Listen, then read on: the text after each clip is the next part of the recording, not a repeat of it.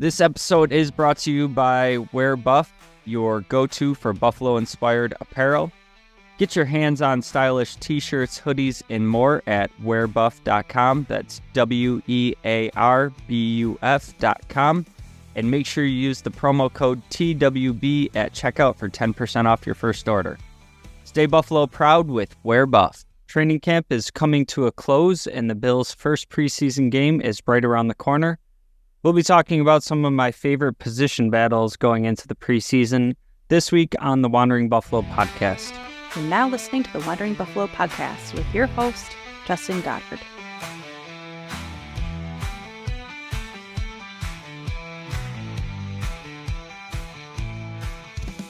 Bills Mafia, welcome into another episode of the Wandering Buffalo podcast, a show on the Buffalo FamBase podcast network. My name is Justin, and I'm your host tonight, and just off the top, Bills Mafia, we made it.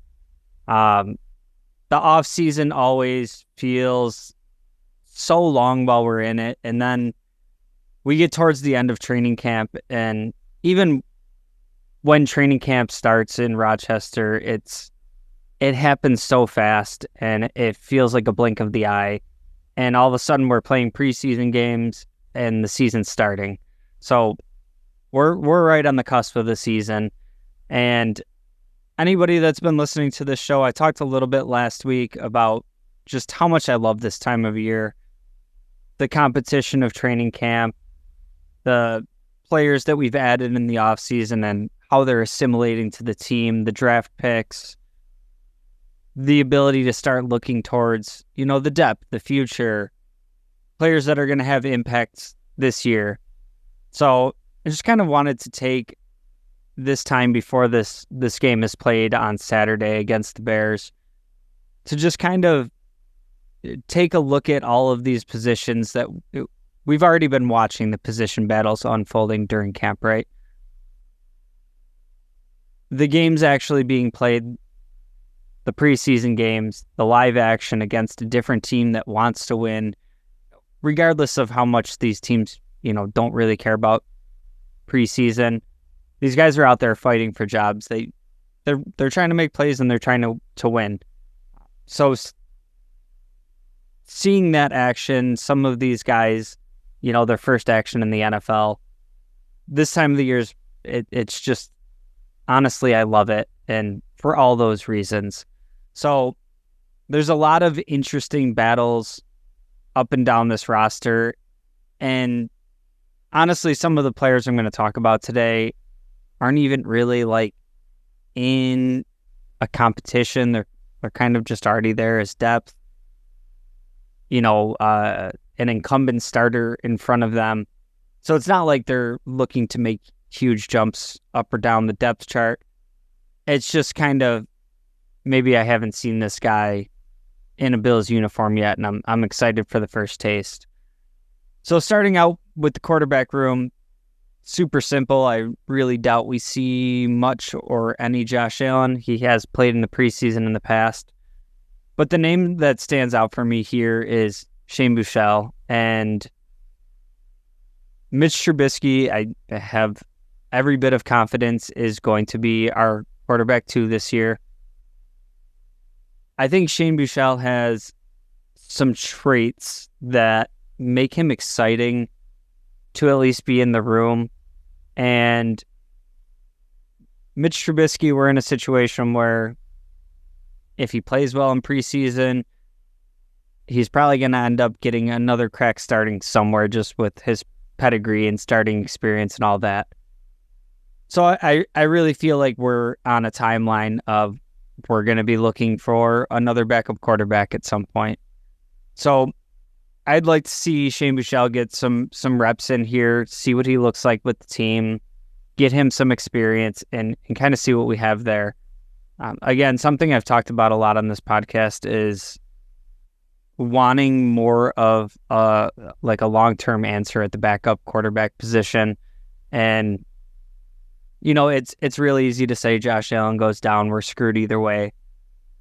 But I've advocated for using a later round draft pick to just kind of ensure that you have a backup that you feel good about for, several years instead of having to replace that position all the time.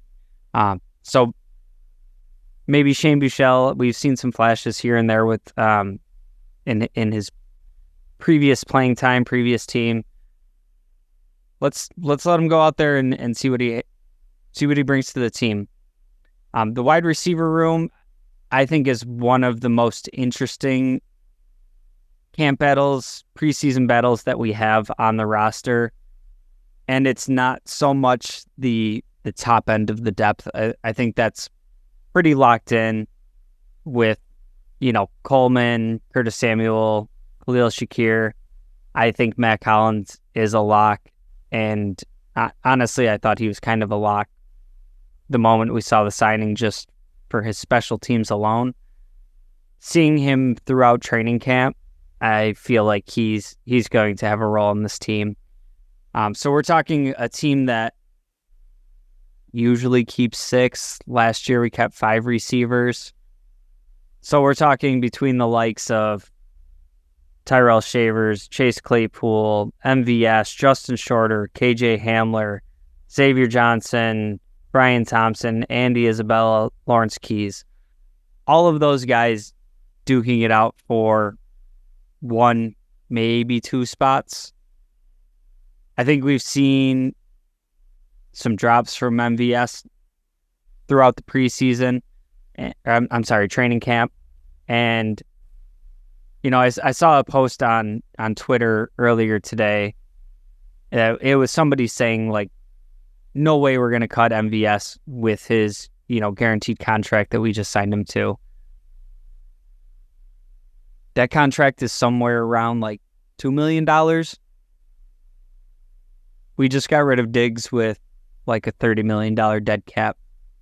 We've seen it in the past with Kelvin Benjamin that, Bean makes the wrong prediction, makes the wrong investment in a player, and he's not afraid to move on. So I don't think that guaranteed money for MVS is anything that, guarantees him a spot on the roster. Chase Claypool being kind of banged up. Tyrell Shavers making a lot of noise, especially towards the tail end of training camp. So he's somebody that, kind of flies a little bit under the radar. He was with the team last year, ends up on the practice squad. He made some noise last year too, and there's kind of a spot here for the taking. Justin Shorter, we haven't seen much action from. KJ Hamler and Andy Isabella, they're very similar type players. They have the return ability. Is this the year that one of them, kind of sticks onto the roster? Maybe Hamler stays healthy and makes some plays during the preseason. I think this is a super interesting battle for, like I said, 1, maybe 2 spots there. The running back room, again, very unlikely we see very much of James Cook. Ty Johnson being a little bit banged up kind of leaves us with the mix of Ray Davis, Darrington Evans, and Frank Gore Jr. And Ty Johnson is somebody I'm super excited to have back in the building. Ray Davis, I think, changes the equation a little bit, but we have seen throughout training camp some fumble issues pop up with Ray Davis, and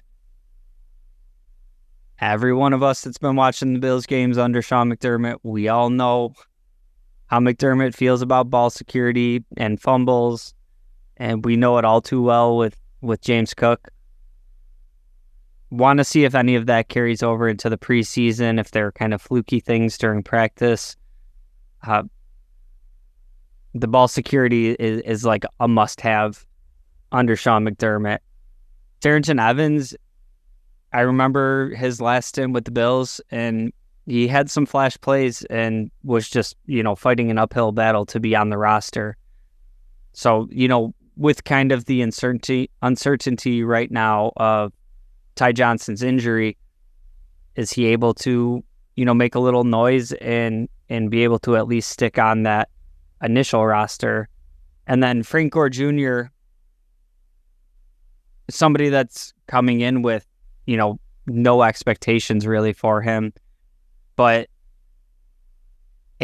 anytime I see, one of these kids of an NFL legend, I don't necessarily think that gives them like a direct path to being a superstar. I'm not by any means saying that, but there is a certain level of being around a guy that, knew what it took to be in the league. And especially for Frank Gore, making like a 20-year career out of being a running back, which is usually, you're lucky if you get a second contract from a lot of these guys. So just knowing the habits, having that, voice in his room, having that person behind him, I'm excited to see what he does. And, he's not the biggest guy. He's not the fastest guy. He's going to get some opportunity in the preseason to make some noise. So I'm very confident in what we have in James Cook and Ty Johnson. And if we can round out that group with, one of these other guys popping off, could be a really exciting running back room. The tight end room, not really a spot that I was expecting much competition at. The 1-2, very locked in, Dalton Kincaid and Dawson Knox. And going into the training camp, I saw no path that Quentin Morris wouldn't be on the roster. He's been good in the moments that he's had to play as, a number 2 tight end due to injuries, and he contributes all over the place on special teams. So didn't really see a path to him not being on the roster. But the Bills did bring in Trey McKitty, and Zach Davidson is around. And Zach Davidson in particular just keeps making plays during training camp. And honestly, the more I see from the guy, I think it might be really hard to keep him off this roster. You're not going to likely keep 4 tight ends, especially when you're already having Reggie Gilliam on the roster as a fullback. Maybe there's a situation where somebody sticks around as a tight end and can play fullback. I don't see Reggie Gilliam going anywhere either. So I think this is probably going to be a room for me where I end up pretty disappointed that I have to see one of these guys go. The offensive line, I'm strictly looking at what the depth looks like here. I feel very good about the starting players. There is, the positional switch for McGovern and David Edwards moving up to starter. When we originally signed David Edwards, I felt pretty good about him being a starter, and then he ended up, as the primary first guy off the bench, basically. My biggest concern with the starting offensive line is some of the miscues we've seen with the exchanges between McGovern and Allen. Hopefully, that can kind of clean itself up. But the depth here is where I'm very intrigued, particularly because of the unreasonable health luck that we had with the offensive line last year. Being able to play the whole season together. I'm not hoping for any injuries by any stretch of the imagination, but having 2 years in a row of perfect health against the offensive line would be pretty bonkers for the NFL.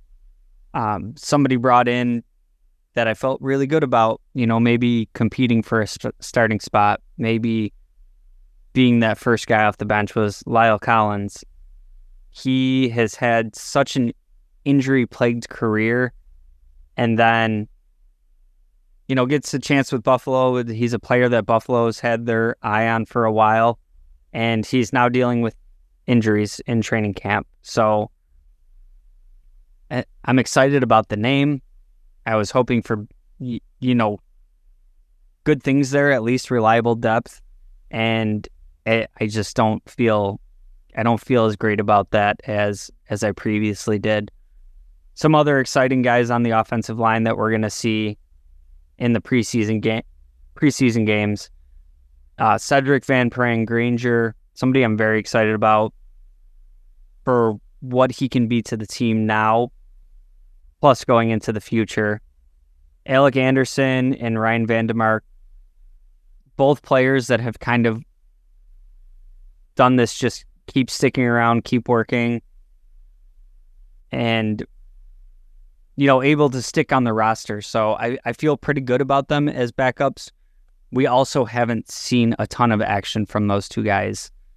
Then rounding out the group with guys like Travis Clayton, Tylen Grable, some of these recent draft picks from the Bills. You don't always expect huge things from them, especially, late round offensive linemen year one with the depth in front of them kind of solidified. But these are the types of players where, Brandon Beane and the scouting department have, by my book, they've done an excellent job drafting, in particular, getting hits on late round picks. And these are guys that you're not really going to see unless catastrophe happens during the season. And this is our opportunity to get the first look at them. So when we're talking depth next season, we have an idea of who these guys are. So offensive line, hard to watch in real time during games, especially when you start talking the backups and, even figuring out who's out there and whatnot. But keep an eye on the offensive line, because I do think that there are possibly concerns in regards to the depth once we get past a couple guys. The defensive side of the ball, there's a lot of players on defense that I'm going to be interested in seeing how many snaps they get through the preseason, just because we have like a lot of established names, but some new guys in new roles, guys like Epinesa. I doubt we see very much of a guy like Epinesa, but kind of set to take on a bigger role here. Dwayne Smoot, new to the team. Javon Solomon, a draft pick this year. Cameron Klein, who was on the practice squad last year. Kingsley Jonathan, who, again, has been making a ton of noise in camp. He always seems to be kind of right on the cusp of really latching onto this roster. And then Casey Toohill, who, super high effort guy. I was excited when the Bills brought him in. Kind of with some moves that happened after that. There's guys that get me more excited. But kind of see how all this plays out in the preseason. This is where players have, the biggest opportunity to make noise, to stick around on the roster. Defensive tackle, very, very similar situation to me. I feel very good about our starters. And then when we get into the depth, it's a whole new group. I mean, Eli Anku's sticking around right now. He's been, up and down on the roster, practice squad guy for quite some time. We have the addition of Austin Johnson, Deshaun Williams, Dwayne Carter in the draft. We got a guy in Gable Stevenson. Really excited to see what he looks like in a game setting.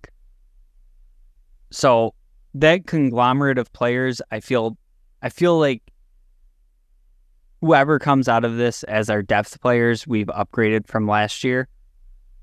But I want to see how much. I want to see what it looks like.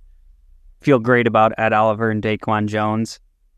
We do a ton of rotating on the defensive side of on the defensive line. So I'm excited to see what some of these new guys look like in game action. The linebacker room, again, feel great about the starters. There's a lot of new in the linebacker room as well. And, we see another year of development for Dorian Williams and Balen Spector. We bring in some veterans in Nick Moreau, Deion Jones. We have a draft pick in Edifon Ulofoshio. Again, like I said, feel great about the starters, but Matt Milano coming back from a pretty serious injury, dealt with all kinds of injuries in the linebacker room last year. We all know the story. AJ Klein coming off his family vacation. I want to see what particularly I'm looking forward to here is Dorian Williams and what he looks like with a year under his belt. From what I've saw in training camp and kind of videos coming out and whatnot, he looks great playing downhill.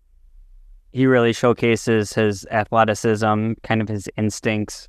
But in passing situations, he kind of has that half-step hesitation, and being able to have some range in coverage as a linebacker in this defense is absolutely paramount. So really excited to see what he looks like, and I think chances are we're going to see a lot of reps from Dorian Williams. Balen Spector kind of falls into the same category for me, but being a later round pick, less expectations on him. But remember going back to last year when we all didn't really know the plan at the middle linebacker position. Before injuries were taking over, Balen Spector was taking a lot of first team reps.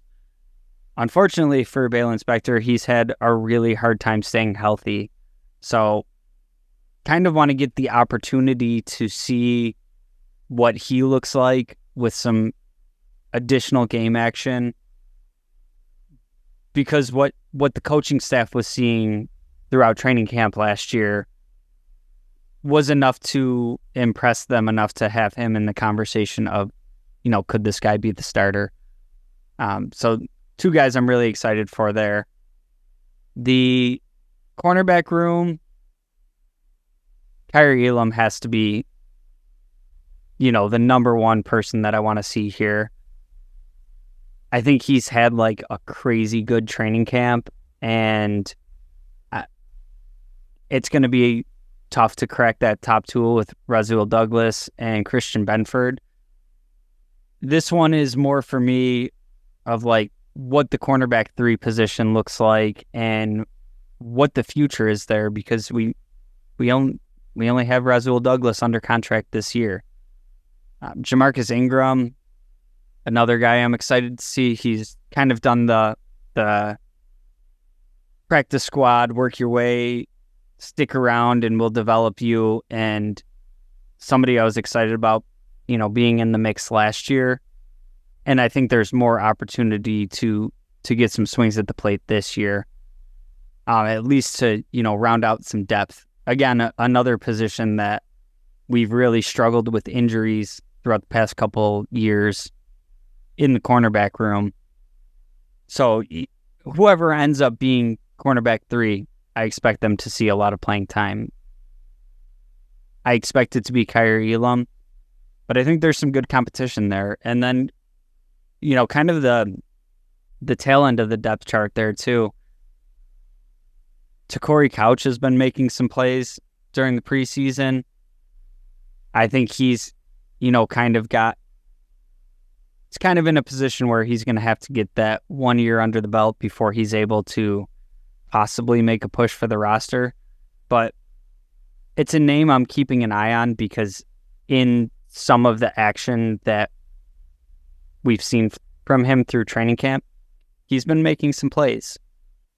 On the defensive side of the ball is where I have the most intrigue. I think there's the most questions here. I think there's a lot of questions and there's also a lot of bodies, and it's the safety room. Got Taylor Rapp, we have Cole Bishop who's dealing with injuries, we have Mike Edwards who's dealing with injuries, we have Damar Hamlin further removed from his incident in Cincinnati. We've just added Kareem Jackson. D. Delaney's on the roster who has a lot of playing experience. Terrell Burgess, who was, I believe, a third-round pick that just hasn't really stuck around. If there's a coaching staff that can take, a reclamation third-round project at safety and make them into a viable starter, I have all the faith in the world in that being McDermott and Bobby Babich. This is, and it's not unprecedented, right? We had Jordan Poyer and Micah Hyde, who were both, kind of outcasts, not sticking around on their respective teams, and ended up being the best safety duo that this organization has ever seen. So I think the injuries there kind of give us a chance to explore some of this depth a little bit. Unfortunately, the injuries are to, two of the three players that I thought were going to be, the top contenders for taking these spots. Damar Hamlin has had a great training camp from everything I've seen. Interested to see what he looks like out there, further removed again from the situation in Cincinnati. So safety room is, I'm going to be keeping my eyeballs on that the entire game. I think that while the injuries to Bishop and Edwards, the timing really sucks. The rookies really, this playing time is really valuable for the rookies. I think Mike Edwards coming to a new team, he was already coming back from an injury. He's dealing with another injury. He hasn't had really any time during training camp to kind of get acclimated to everything going on. Kareem Jackson, an older veteran, played a lot of football, started a lot of games. I think he's interesting in the mix as maybe a depth player, but at the age that he's at right now, I don't see that as being a signing, where they brought him into the room and said, hey man, can we get you to sign a contract so you can be a depth player that never sees the field and maybe we'll use you on special teams. I think it maybe signals that there's a little bit more reason to be concerned with some of these injuries. I think it's an interesting signing nonetheless. There are some big names out there still at the safety position. The fact that we didn't go kind of big game hunting there and we've added guys like Kareem Jackson and Terrell Burgess makes me feel a little bit better about these injuries. Like we're not looking for season-long answers, maybe some Band-Aids, some stopgaps, but there's all kinds of bodies there. Throw Cam Lewis in the mix too. Obviously re-signed him this year. He's played some safety. As these injuries started happening, he started taking more reps at safety during camp. Maybe somebody that's in the mix to start, at least to, get the season rolling. So ton of intrigue for me in the safety room. But these are some of the positions that, some of the players that I'm looking at during the preseason game coming up on Saturday. We will have another episode next week, kind of breaking down the game against the Bears, kind of who separated themselves from the pack a little bit, who we need to see more from, who's getting us excited. Hopefully we get to see, some of the bigger names out there as they're assimilating to the new team. But hey, either way, come Saturday, Buffalo Bills football is back, and boy, does that feel great. But I want to thank you again for joining me on this week's episode of the Wandering Buffalo podcast. If you did make it this far, I always ask you like, share, subscribe, tell a friend about the show if you're enjoying it. If you hate the show, check out some of the other shows on the FamBase network. All kinds of shows coming out all different days of the week. There's something out there for everybody. If you want Bills content, check out Buffalo FamBase. Like I said, there's something for you out there. But that's going to do it for this week. We will see you next week where we will be breaking down real football games happening. So make sure you're tuned in. Make sure you're subscribed so you don't miss an episode. As always, go Bills.